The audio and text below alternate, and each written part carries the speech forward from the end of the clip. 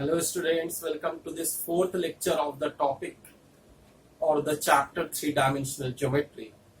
In this particular lecture we are going to study projection of line segment joining 2 points on a line. So if we have been given 2 points and if we join these 2 points to get a line segment, what is its projection on a given line? So there is a given line and its direction cosines is available to us.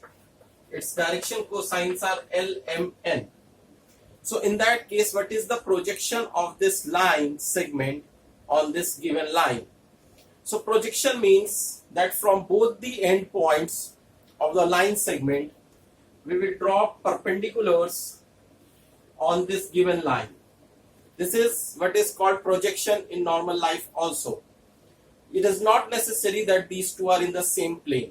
They may be in different planes, but still we can find the projection, that is, if this is a line segment and there is a line, so the projection of this upper line segment from elbow to this tip of the finger to this lower line simply means that we drop a perpendicular from this tip on this line and from this elbow on this line. The small portion will be the projection of this line segment on this line. So let us find that length. If we consider that these are the points P and Q, and we consider that their projection are P dash and Q dash. So what is P dash, Q dash? If we draw a line parallel to this given line through P, then we know that this angle is theta, which is right now not available to us. Can we get that angle theta? So this line is having direction cosine LMN, same. And this particular line segment has direction ratio x2 minus x1, y2 minus y1, z2 minus z1.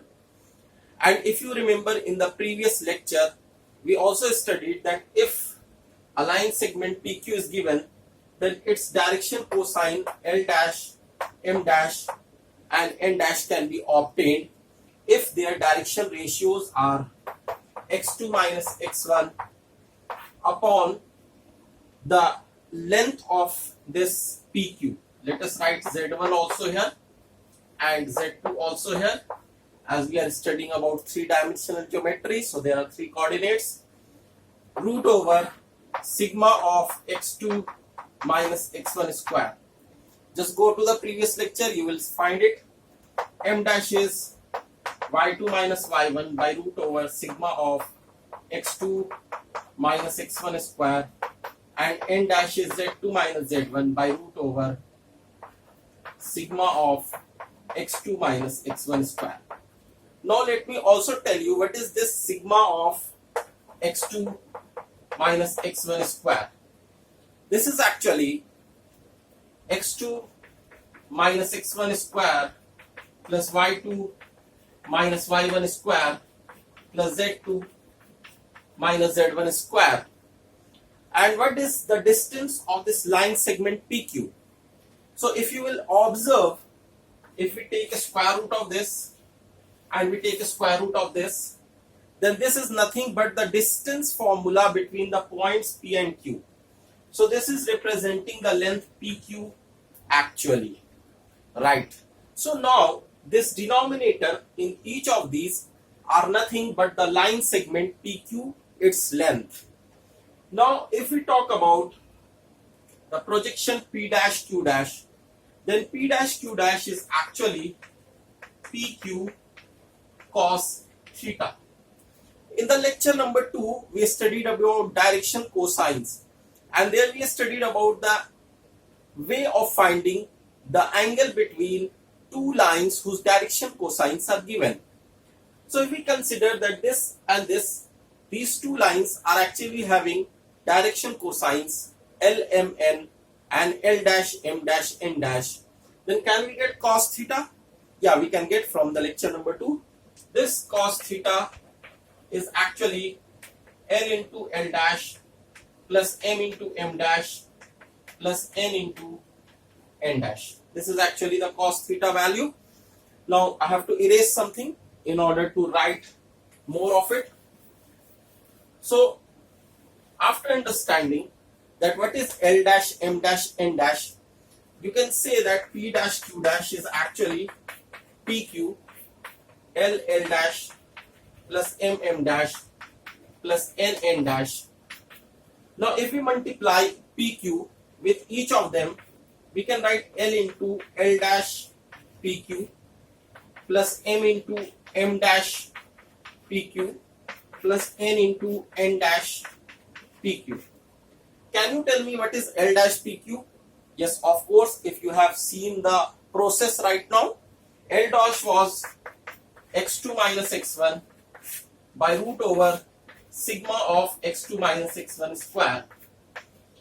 And what is root over sigma of x2 minus x1 square? This is nothing but the line segment PQ, its length. So this is x2 minus x1 upon PQ. If you multiply PQ with L dash, you get PQ into L dash is equal to x2 minus x1. Right guys, you have understood it very correctly. So PQ into L dash is actually x2 minus x1. So this is L into x2 minus x1. Now you can also write about M dash PQ, which will be y2 minus y1. M into y2 minus y1 plus N into z2 minus z1. So finally, if we have been given 2 points x1, y1, z1 and x2, y2, z2, and there is a line whose direction cosine is LMN, then the projection of this line segment on this line will be given like this. So finally, let me write the formula for you.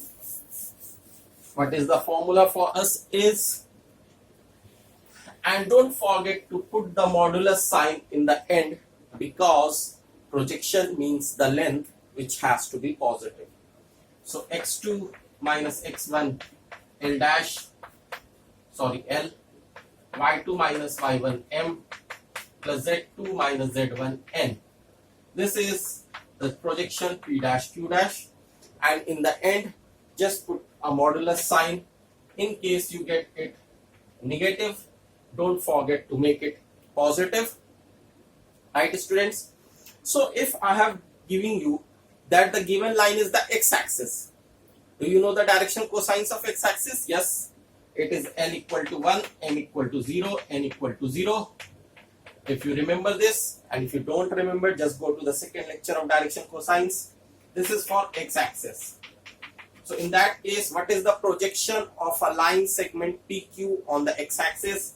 According to this formula, it will be simply P dash Q dash is equal to x2 minus x1 mod, because other terms are 0, because M is 0, N is 0, whereas L is 1.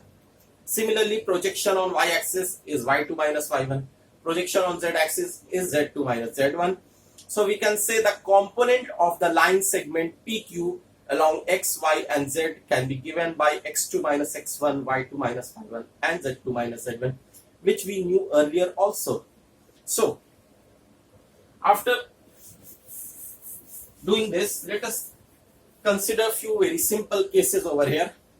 Like if you have been given direction ratio of a line ABC. This is the direction ratio of a line. What do you understand by direction ratio? That is, with respect to direction cosines, they give a same constant. That is, they are proportional. That is, they are equal to k. Can you tell me what is k over here? So basically, if you have seen this lecture and the previous lectures, you can understand that A, B, C are actually the direction ratios which are the component of a particular line segment along x-axis, y-axis and z-axis. And if you see this, A is actually L into K, B is actually M into K and C is actually N into K. So this L is K cos alpha, this is K cos beta, this is K cos gamma, where alpha, beta are the direction angles with x-axis, y-axis and z-axis. So A is actually the component along the x-axis of the line segment. B is actually the component of the line segment along y-axis, and C is the component along the z-axis of the line segment. And it is written as k cos alpha, k cos beta and k cos gamma. So you can say that if this is a line segment PQ whose components along x, y, z are A, B, C, then this k is nothing but actually the length of this line segment PQ. Then only you will say that suppose if this is the x-axis and there is an angle alpha between the line segment and the x-axis, then the projection of PQ along the x-axis will be given by PQ cos alpha. And what is the projection? That is A, which is also equal to K cos alpha.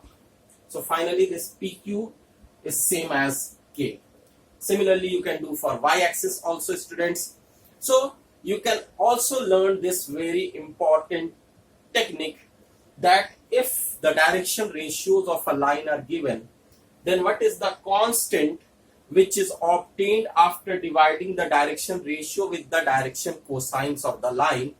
That constant is basically the length of the line segment which is giving the component A, B and C along the coordinate axis. So this is the lecture for you, students, and I will come in the next lecture, and in that lecture we will use this concept and also we will find out the distance of a point from a line. So for this lecture, thank you, students.